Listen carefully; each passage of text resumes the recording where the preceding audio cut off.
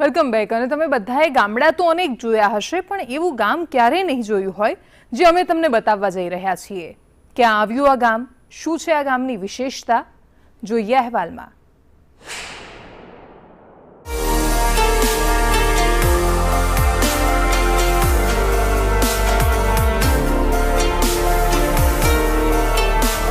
TV screen પર દેખાતા આ દ્રશ્યો એ જ ગામના છે કે જેની અમે વાત કરી રહ્યા છે। મોરબી જિલ્લાના વાંકાનેર તાલુકામાં આવેલા આ બોડકથંભા ગામના કે જે અન્ય ગામોથી કંઈક અલગ જ છે। આ ગામની વિશેષતા એ છે કે 700ની વસ્તી ધરાવતા આ ગામમાં તમામ ગ્રામજનોની એક જ અટક છે। જી હા, એક જ અટક। આ ગામમાં સરાવાડિયા અટક સિવાય બીજી કોઈ અટક કે બીજી કોઈ જ્ઞાતિના લોકોનો વસવાટ જ નથી। 5 ભાઈનો વસ્તાર છે। આના અટાડા 700 માણાની અમારી વસ્તી છે। કોઈ પણ વસ્તી બીજી છે નહીં, પૂજારી સિવાય। 33 વર્ષથી આશ્રમ બાંધેલો છે। પછી બધું ગામ સુખી છે અને હપીને રહે છે। આખું ગામ શાંતિથી રહે છે અને જગ્યાને પણ ઉજળી કરે છે। આવા મહાન અત્યારે બધાય ભાવિકો પ્રેમીઓ અમે બધાય હપીને રહીએ છીએ। અંદાજે 200 વર્ષ પહેલા 5 કોળી ભાઈઓના પરિવારથી વસેલું આ ગામ આજે 700થી વધુ વસ્તી ધરાવતું ગામ બની ગયું છે।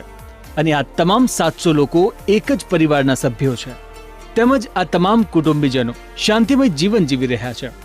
આ ગામમાં 8 ધોરણ સુધીની શાળા પણ છે।